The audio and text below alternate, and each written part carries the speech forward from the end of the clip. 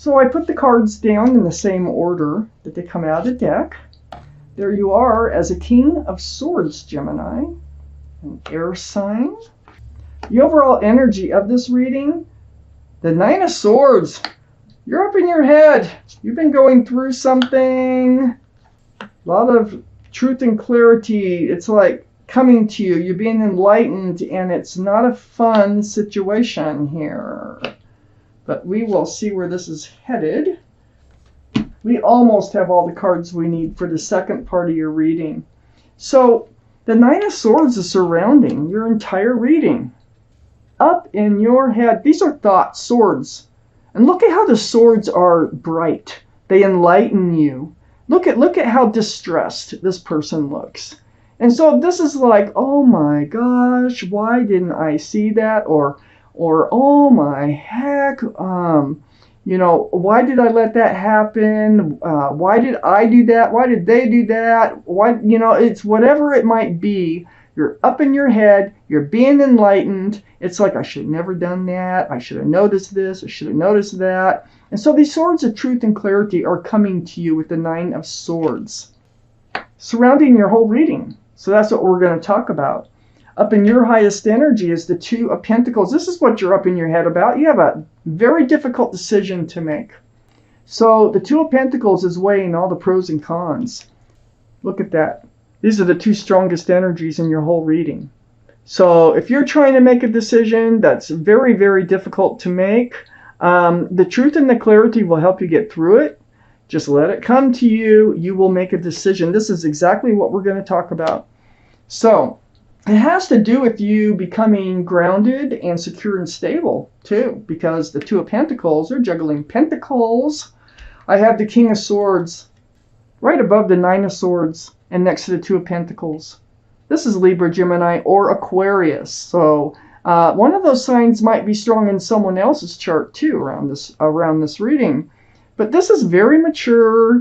You're pulling your sword out. You are becoming very like stern and really seeking that truth and that clarity. You're becoming guarded. You're like guarded as far as it has to do with the Ten of Cups, and it also has to do with that Two of Pentacles.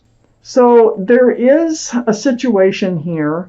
There's at least one love situation. This is 10 Cups of love, okay? You may be in a marriage. You may be in something like that.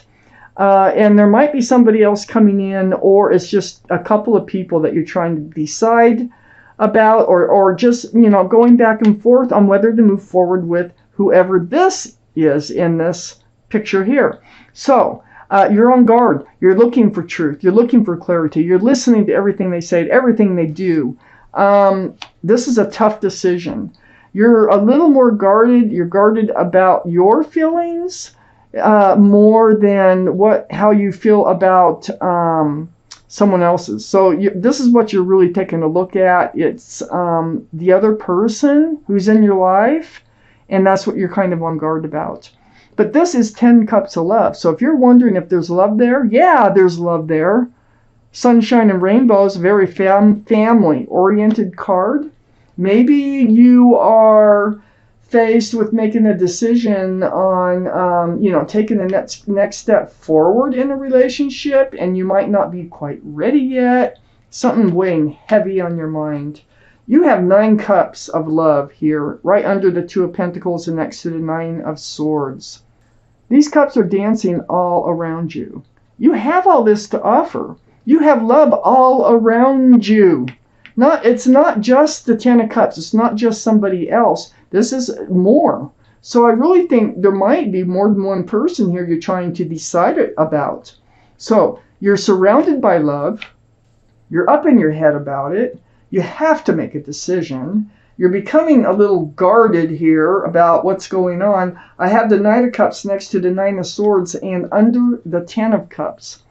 Who is the most sincere person here? This is a sincere love offer. I feel like both parties might be sincere. I got the rest of the reading to go. At least one of them. This 10 of Cups, if you know who this 10 of Cups person is, that's the sincere one. Okay?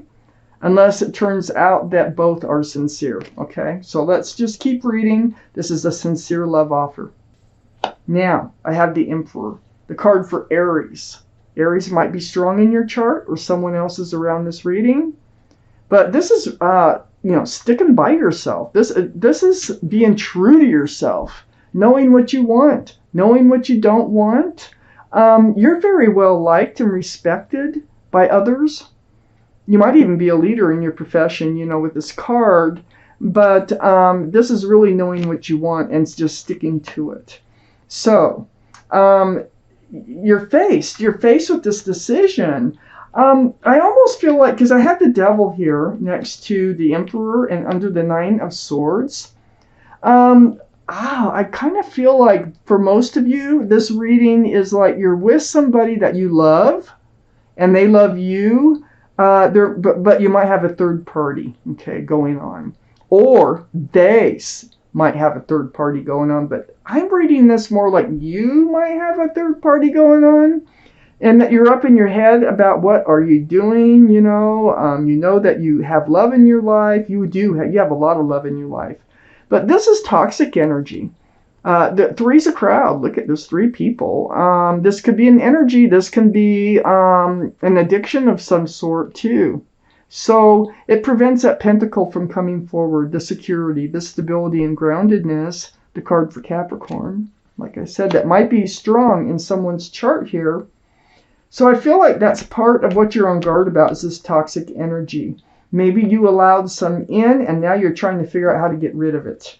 Because right next to the Devil card and under the Knight of Cups is the Seven of Cups. Yeah, I think they came in. I think someone else also came in with this. I think they presented themselves as if they were sincere, but they were really one of these cups. And now you realize it, and that's what you're up in your head about. And the Seven of Cups, none of those cups are the right cup. They all scream, pick me, pick me. But they're all enticing for one reason or another, but none of them are the right cup for you. And I feel like that's what you're faced with, because the Seven of Cups falls right between the Knight of Cups and the Devil. So this is a toxic cup. I think you need to know how to get it out of your life. And I think you want to keep the Ten of Cups. So far, I could change my mind. Let's get through this reading. Oh my gosh. Oh my gosh. Oh, there it is. The last card we need. Oh my gosh. Okay. I have the Ace of Swords next to the Ten of Cups. Oh boy. Look at how the truth. All these swords of truth and clarity coming to you. I mean, it's like a light bulb going off. Like, ta-da! I get it. I know. You know what you want. You're going to know what you want. You're going to make your decision, okay? And it will be based on what is true in your life. This Ten of Cups is true in your life, okay? So as you can see, that light, it just parts those dark skies, really helps you make up your mind. Here you are picking up those swords, the truth and clarity, and you're letting an energy go. It's this toxic energy you're letting go. Because all they did was bring dark clouds into your life, and you need to let it go. The Nine of Wands, they became a burden in your life. Heavy. It's like you can't move. You're just standing there with a fresh wand of fresh starts and new beginnings, but there's no place to go. You want the Ten of Cups.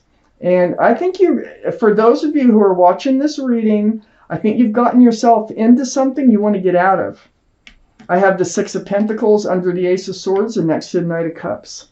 Now, you may feel this might be why you ended up getting into that position, is that you were feeling breadcrumbed by the person that you truly love and that truly does love you. And they really might have been breadcrumbing you. This is something to talk to them about, to be clear and honest about, okay? So in this reading, that is beautiful advice if that is the situation for you. You're trying to decide how to get rid of this toxic energy and save this other relationship. I have the King of Wands next to the Six of Pentacles and under the Five of Swords. This is fire, Aries, Leo, or Sagittarius that might be strong in your chart or someone else's. You're holding a staff of fresh starts and new beginnings. You're ready to move forward. You want to move forward. And there's a lot of passion involved in this card. But you want to move forward from that Six of Pentacles. You are moving forward. Now, you might feel like you're not. But under the Nine of Wands and next to the King of Wands, I have the Six of Swords. You're definitely moving forward. And you're moving away from those dark skies. You're moving into the light. The swords really help. You're picking them up. And the more swords you pick up, the more you see things clearly, the further you can get back into the light where you want to be. So you are doing it. I have the Queen of Wands under the Six of Pentacles and next to the Seven of Cups. This relationship you want to get out of is pure passion. That's pure and simple passion. You let the passions get the best of you, even though you're probably being breadcrumbed by the one who really truly loves you. I feel like that there should have been a conversation, or will be a conversation about that. But Aries, Leo, or Sagittarius, that might be strong in someone's chart here. But this is a soulmate that you got involved with. And this soulmate relationship is based on passion. We all have lots of soulmates, okay? This is not the right soulmate for you. They're toxic. And they're a Seven of Cups. And you now know it. And now you're trying to absolve it. So, there's the Tower, right between the King and the Queen of Wands. You're going to blow it up. You've had enough of this other relationship. You know it's toxic, and you want to go back to the Ten of Cups. You want to get back into this really nice, loving place. Look at the Knight of Wands right next to the Tower card and under the Six of Swords. You're moving away from this energy. You know, they ran in and out of your life. It was like, I don't know. It feels like for most of you, you would meet at somewheres and just have a passionate time together. You needed to get rid of it. You do need to get rid of it. You will get rid of it. And you're really up in your head about it, about how you're going to go about that. But you're going to work it out here because you are moving forward. And it's all just, seeing things for how they really are. That helps so much. I'm going to take out a word of advice from your guardian angels and spirit guides, Gemini. This may or may not have to do with this reading, but it is a message they want you to know. So let's get that card out for you, Gemini. From your guardian angels and your spirit guides. Just see what it is you need to hear. Let's pull out your card. Get my glasses on so I can read it to you. All right. Let's see where it's at. It's right here. Right there. Back on there. It's card 20. Right there. It says review and contemplation. So I will read it to you. You've accomplished a great deal in your life and you have much to be proud of. Now it's time to decide what's next. As you contemplate the past and the present, you'll get clear on your divine life purpose. Don't be distracted by conventional thinking. Be the real you. Stay true to you, like with the Emperor. Stay true to yourself, and all will work out. And you are picking up those swords of truth and clarity. You are moving away from another relationship that is not good for you. So